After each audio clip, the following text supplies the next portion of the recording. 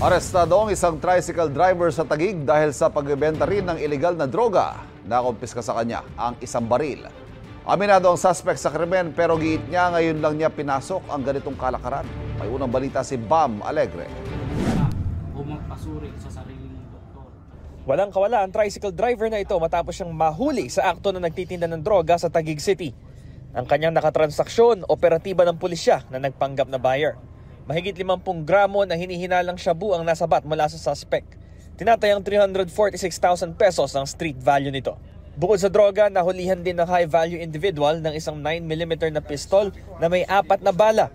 Dinala ang suspect sa opisina ng Station Drug Enforcement Unit ng Taguig para iproseso ang kasong may kinalaman sa Comprehensive Dangerous Drug Act of 2002, illegal possession of firearms at paglabag sa Omnibus Election Code. Tumanggi magbigay ng pahayag ang pulisya dahil may mga follow-up operations pa raw sila sa lugar. Ang suspect, hindi itinanggi ang mga paratang pero aniya, ngayon lang daw niya pinasok ang ganitong kalakaran.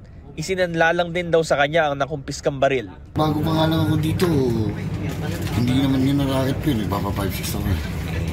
Hindi yan narakit ko. Kailan lang ako naging niya kasi medyo nagtampo lang ako sa pamilya. Ito ang unang balita, Bam Alegre para sa GMA Integrated News.